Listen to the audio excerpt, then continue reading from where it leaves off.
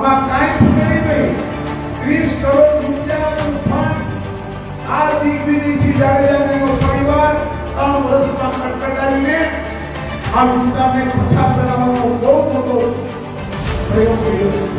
કે રેલવેના સર્વે ઘડીક આ બાજુ થાય, ઘડીક આ બાજુ થાય, જેટલા સર્વે થાય એમાં પ્રોજેક્ટર સર્વે કરવા વાળી કંપનીઓ પાસેથી પણ પૈસા ઉધારે છે અને લોકોને કહે છે કે હું બેઠો છું, કોણ ખેડૂત તમારી સામે બોલે છે. આજ દિવસ સુધી 200 કલેક્ટર આ વિસ્તારમાં આવી રહ્યા છે. કોઈ આ પ્રશ્ન ન પૂછ્યો, આને જ પૂછ્યો. શું કામ? કે આવા બધી અંદરથી એના 2 રૂપિયા બેસાડેલા છે પેલો ઉપર કે તમારે કોઈ પણ કેસ આવે એટલે એમાંથી જુઓ કે શું ડિગ્રી શું છે. હું આપને કહું કે તમારા સમગ્ર જિલ્લાના લોકો એક સાથે રહીને આનો સામનો કરશે ને તો આપણા આધુનિક મોહમ્મદ ગઝનીને આપણે સીધો દૂર કરીશું. કોડીનારમાં ચૂંટણી પતી ગઈ છે, ભાજપ જીતી ગયું છે. શિવા સોલંકી અને દિનુબોગા સોલંકીની આખી ટીમ જીતી ગઈ છે. પરંતુ એમ છતાં પણ કોડીનારમાં એક સભા થઈ અને આ સભા એ બીજા કોઈ માટે નહીં પરંતુ ગીર સોમનાથ જિલ્લાના કલેક્ટર દિગ્વિજયસિંહ જાડેજા સામે થઈ. દિગ્વિજયસિંહ જાડેજા સામે દિનુબોગા સોલંકીએ ગંભીર આરોપો પણ લગાવ્યા. દિનુબોગા સોલંકીએ શું આરોપ લગાવ્યા આવો સાંભળીએ. અત્યારે ઉપસ્થિત કોડીનાર વિધાનસભા ક્ષેત્રના કોડીનાર તાલુકા, ગીરગઢડા તાલુકા અને ઉનાના સરપંચશ્રીઓ, તાલુકા પંચાયતના સભ્યશ્રીઓ, જિલ્લા પંચાયતના સભ્યશ્રીઓ, સહકારી ક્ષેત્રના આપણા આગેવાન ભાઈઓ, આજની મીટિંગ આપણે એટલા માટેની છે કે આપણે લોકોને જાહેર કર્યું કે અમે ગીર સોમનાથ જિલ્લાને ભ્રષ્ટાચાર મુક્ત કરીશું અને વચનના ભાગરૂપે આજે આપણે અહીંયાથી શરૂઆત કરીએ છીએ ભ્રષ્ટાચાર મુક્તિ અભિયાનની. એમાં આપ સૌનું હાર્દિક સ્વાગત છે. અહીંયા બધા જ લોકોએ વાત કરી, પોતાના મનની પણ વાત કરી, પણ તમે પ્રતાપભાઈ ટોડીએ જે વાત કરી એમાં તમે સમજ્યા કઈ? એ વાત છે 30 કરોડ રૂપિયાની છે. 30 કરોડ રૂપિયાની મિનરલ ડેવલપમેન્ટ ફંડ કે આપણા સોમનાથ જિલ્લામાં જેટલી ફેક્ટરીઓ જીએસએલ હોય, અંબુજા હોય, સિદ્ધિ હોય, એમની રોયલ્ટીમાંથી આપણા ગામડાઓને વિકસિત કરવા માટે જે સુવિધાઓ આપવાની હોય એ ફંડનું મોનિટરિંગ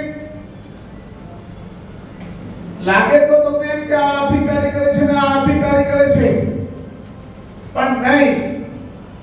માત્ર ને માત્ર જો હુકમીથી પોતાના જ તાબામાં આવતા અધિકારીઓને દબાવી, ધમકાવી, ડરાવી, રજા ઉપર ઉતરાવી દઈને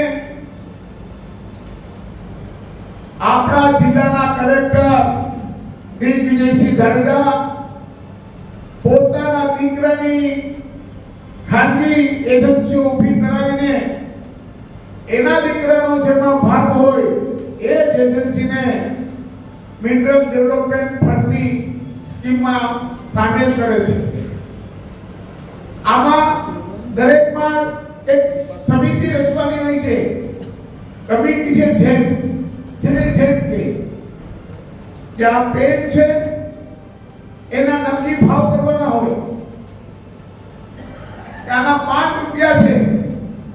બજારમાં આપણે રૂપિયામાં પણ મળતી હોય તો પણ જે ભાવ નક્કી કરે એ માન્ય.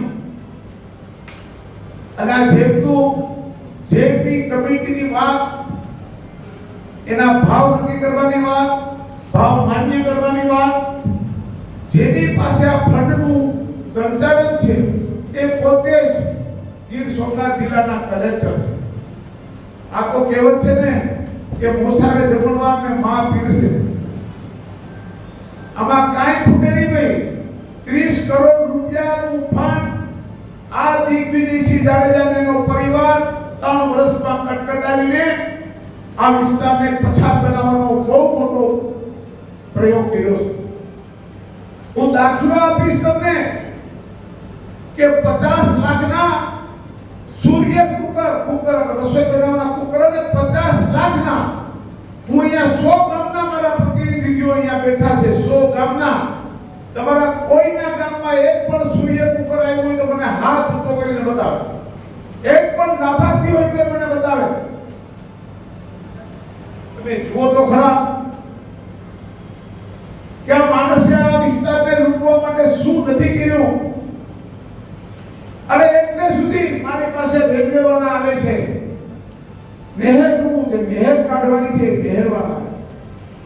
તમને મારે કેવું છે કે રેલવેના સર્વે ઘડીક આ બાજુ થાય, ઘડીક આ બાજુ થાય, જેટલા સર્વે થાય એમાં કલેક્ટર સર્વે કરવા વાળી કંપનીઓ પાસેથી પણ પૈસા ઉઘરાવે છે અને લોકોને એમ કહે છે કે હું બેઠો છું, કોણ ખેડૂત તમારી સામે બોલે છે તમે મને કહેજો. રેલવેના સર્વેયરો દાદાગીરી કરે, કેનાલના સર્વેયરો દાદાગીરી કરે અને ગમે તેમ મારા કોડીનાર તાલુકા અને સોમનાથ જિલ્લાના ખેડૂતોને આડે ઘડ એની જમીનોમાંથી રેલવે અને કેનાલો કાઢવાના સર્વેના નકશાઓ કલેક્ટર મારફત પાસ કરાવે હે.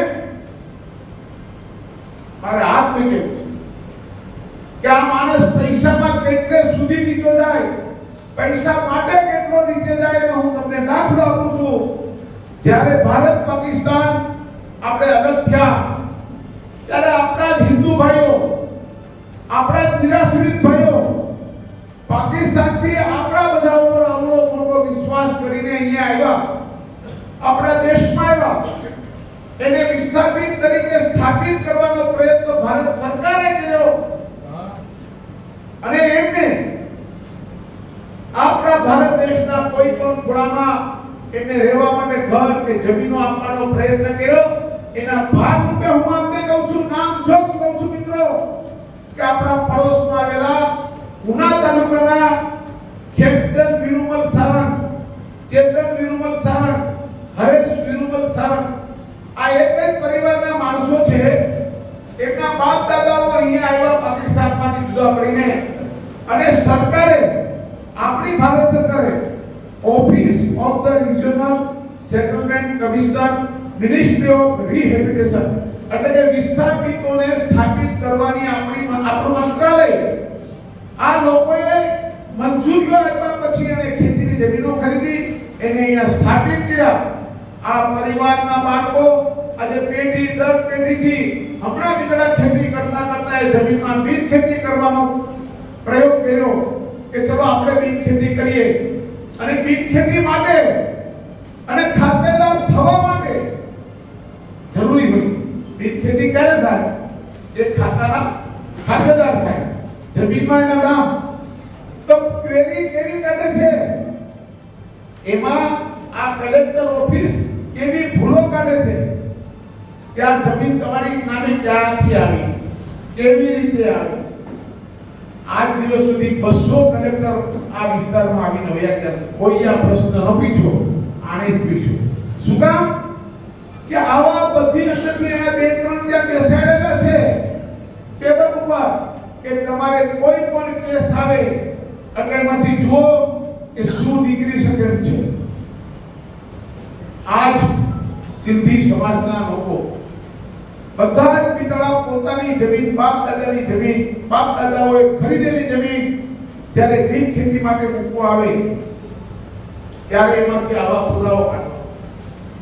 એમના નામ કેવી રીતે આવ્યા, એમની ખાતાની એન્ટ્રી કેવી રીતે પડે, આવું બધું એમાંથી કાઢીને આજ પરિવારના લોકો અત્યારે ગુજરાત હાઈકોર્ટમાં ગયા છે.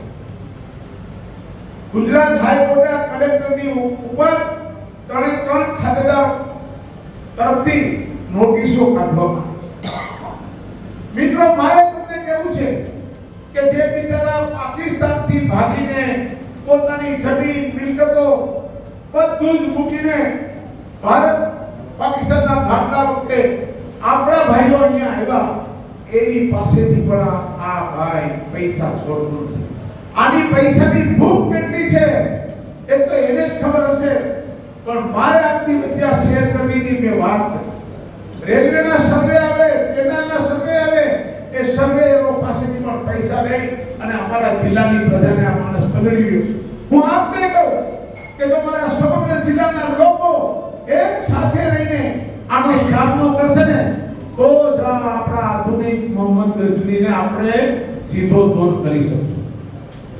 હું તમને કહું છું, બિન ખેતી શું છે? બિન ખેતીની તમે અરજી કરો, એવી કેટલી અરજીઓ થઈ. હું અહીંયાથી જાહેર મંચ ઉપરથી એને પૂછું છું કે તમારે ત્યાં જેટલી પણ બિન ખેતીની અરજી આવી હોય અને શરૂઆતમાં શું કરે ખબર છે તમને? કોઈ અનુભવ હોય તો આવો માહિતી થઈ ગયો હવે કંઈ કામ નથી થવાનું. શું કરે હું તમને કહું કે પેલામાંથી પેલી કાઢીને નામંજૂર કરી દે. પછી તમને મેં કીધું તો બોલો છાપલો ભાઈ ને પેલો પીઢારો ભાઈ ને આ બધા જ લોકો સેટલમેન્ટના કમિશનરો છે. એ બધું સેટલમેન્ટ થાય પછી જે પેલી અરજીમાં જે કાગળો રજૂ કર્યા હોય એ જ કાગળો એક પણ વસ્તુની ફેરફાર સિવાય એવા એને કેટલાય કેસો મંજૂર કર્યા છે એની માહિતી પણ અમે માંગી છે. આવું કરે છે આ પ્રજાને કરે છે પૈસા માટે જ. માત્ર ને માત્ર પૈસો. મેં તમને જામલાની વાત કરું છું ઘણી ઘણી. આ જામલો છે ને આમાંથી એટલો માલ તમારો પેલા આપણે મામલતદાર ઓફિસમાં હતો, પછી ક્યાં ગયો? હમણાં જ એને ગઈકાલે તમે આ કલેક્ટરના બંગલા જોયા ને, જોયા ફાર્મ હાઉસ ને બંગલા જોયા? આ જામનાનો બંગલો તમે આણંદમાં જો તો તોડી નાખ્યો એના કરતા હાવ. હમણાં જ દીધો 3 કરોડ. હું તમને આ બધી વાત એટલા માટે કરું છું કે અહીંયા 3-4 માણસોની જે ટીમ છે એ લોકોએ માત્ર અહીંયાની પ્રજાને લૂંટવાના કામ કરે છે. મારે આ બધાને કેવું છે કે ગઈકાલે મેં 15 માણસોની ટીમ રાજકોટ ગઈ હતી. એમાં આપણી ભ્રષ્ટાચાર મુક્તિ અભિયાનના આપણા 5 એડવોકેટો પણ મારી સાથે અલગ અલગ જગ્યાના હતા. 10 મિત્રો અમે બે જણાની સાથે સહાયકમાં હતા અને અમે આ માણસના પરિવારની એક મિલકત રાજકોટમાં બહાર જ્યાં પણ હોય ત્યાંથી અમે માહિતી મેળવવા માટેના પ્રયત્નો કર્યા. હું અહીંયા જાહેર મંચ ઉપરથી કહું છું, રાજકોટના પ્રજાજનોને, રાજકોટના અધિકારીઓને વિનંતી કરીએ છીએ અમે ભ્રષ્ટાચાર મુક્તિ અભિયાન તરફથી કે આપ બધા એની સામે વહેલામાં વહેલી તપાસ મૂકો. એક સમિતિ બનાવીને એમના ન્યારી ડેમના કિનારો પર આવેલા બંગલાની તપાસ કરે અને એના નિયમ મુજબના પગલાઓ જો ગેરકાયદેસર બાંધકામ કર્યું હોય તો એને દૂર કરવાની આ ભ્રષ્ટાચાર મુક્તિ અભિયાન લોકો માંગ કરે છે. મારે આપને કેવું છે મિત્રો, આની માહિતી આપનાર માણસોને ભ્રષ્ટાચાર મુક્તિ અભિયાન તમને યોગ્ય પુરસ્કાર પણ આપશે. મિત્રો તમારું નામ ખાનગી રાખવામાં આવશે. આની અને આખી ટીમની માહિતી અમને જે કોઈ આપશે ને એને અમે યોગ્ય પુરસ્કાર અને એમની તમામ બાતમી અમે ખાનગી રાખીશું. અને તમને વચન આપીએ છીએ કે અમે કોઈ એવા નથી કે અંડર ટેબલ કટીને એના જેવા. અમે ખુલ્લા દિલથી અને ખુલ્લા મેદાનમાં આવ્યા છીએ એની સામે. અને હું સમગ્ર ગુજરાતની પ્રજાને કહું છું કે આ માણસે જ્યાં જ્યાં નોકરી કરી હોય, પછી મોરબી હોય, સુરત હોય, રાજકોટ, રોડા હોય, આની જેટલી પણ માહિતી તમારી પાસે આવતી હોય ને અને એના આની ભોગ વિના હોય, આને તમારું શોષણ કર્યું હોય, તમારી પાસેથી રૂપિયાઓની લાંચ લીધી હોય અને ખોટા કામ કર્યા હોય ને એની માહિતી પણ અમને આપવા વિનંતી છે. આજે આપણે તમને વચન આપ્યું હતું કે હવે પછી તમને દરરોજ ઇનાજ માર્કેટિંગ યાર્ડના ખેતી બિન ખેતીના ભાવ દરરોજ જાહેર થશે. શું નામ લખ્યું છે આપણે? ઇનાજ માર્કેટિંગ યાર્ડ. ખેતીની જમીનના 20 રૂપિયા થઈ ગયા બિન ખેતીના આજની ખુલતી બજારમાં 40 રૂપિયા ભાવ થઈ ગયો. 50% ઘટાડો આવ્યો 2 દિવસમાં 50%. એ લોકોના જેટલા એજન્ટો ફરતા હતા ને માર્કેટમાં કીધું કે ભાઈ વાંધો નહીં આપણે 50%માં. આ અસર છે મિત્રો, આ માત્ર અસર છે. તમને આજે બી એમ થતું હશે, હું અહીંયાથી વેરાવળની પ્રજાને કહું છું કે ડરો નહીં, હિસાબ ન કરવાનો. વેરાવળમાં ગમે ત્યારે ગમે તેને સાથે રાખી લે. કોણ કોના માટે શું બોલે છે એની પરવા નહીં કરો. કોણ તમારી સાથે છે ને કોણ તમારી સાથે નથી એની પરવા નહીં કરો. જેમ અમે બધા આ કોડીનાર તાલુકાની પ્રજાને અમારા આગેવાનો જે દીકરી મળ્યા છે ને એમાં તમે આ અભિયાનમાં જોડાઓ. વેરાવળમાં એટલા માટે કહું છું અને આ સોમનાથ જિલ્લાના તમામ પ્રજાજનોને કહું છું, તમામ પક્ષના હોદ્દેદારોને કહું છું કે તમે લોકો આનાથી ડર્યા વગર ખુલ્લે આમ બહાર આવો. આ આધુનિક લૂંટારાને ખુલ્લો પાડવામાં અમને સાથ અને સહકાર. આ માણસ એમ કહે છે કે હું કંઈ કરતો નથી. મારે અહીંયાના મંચ પરથી કહેવું છે કે એનો દીકરો આ વેરાવળ સિટીમાં જે કામ ચાલે છે ને એના બધા જ મટીરીયલના સપ્લાયનો ભાગ છે. સૂત્રાપાડા સિટીમાં પણ એના દીકરાનો બધા જ મટીરીયલમાં ભાગ છે. જો એનો ભાગ ન હોય ને તો હું અહીંયાથી પત્રકારોને વિનંતી કરું છું કે આ બધા લોકશાહીની મુખ્ય ધરોહર છો. આ લોકશાહીનો તમે મુખ્ય સ્તંભ છો. મિત્રો મારી વાત જૂઠી પડે તો તમે ખાલી બંદરના ગેટ ઉપર જાઓ, સૂત્રાપાડા બંદરના ગેટ ઉપર જાઓ અને તમે જોઈ લો કે કેવી રીતે ટ્રાન્સપોર્ટેશન થાય છે, કેવી રીતે માલની આવક આવે છે. ખાસ કરીને હું આરટીઓ વિભાગને કહું છું, આરટીઓ વિભાગ, રોડ ટ્રાન્સપોર્ટ ઓથોરિટી, આના અધિકારીઓ સમજી લે કે આ કલેક્ટરના કહેવાથી તમે દોડવા માંડો છો, પણ મિત્રો અમને એ પણ ખબર છે હવે અમારી ટીમ નજીકના દિવસોમાં મેદાનમાં આવી જશે. અમે લોકોએ 15 જાબાજ જર્નાલિસ્ટ યુવાનોની ભરતી અમે કરી ગયા છે. અમારી સાથે અત્યાર સુધીમાં 4 જર્નાલિસ્ટ એવા યુવાનો જોડાઈ ગયા છે કે પોતાના જીવના જોખમે પણ આ કામ કરવા તૈયાર છે.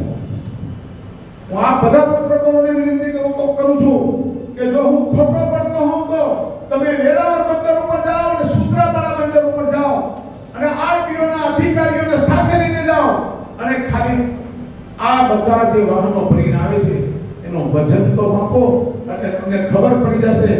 આખું ગીર ખોદીને અમારા નામે કહે છે બધા.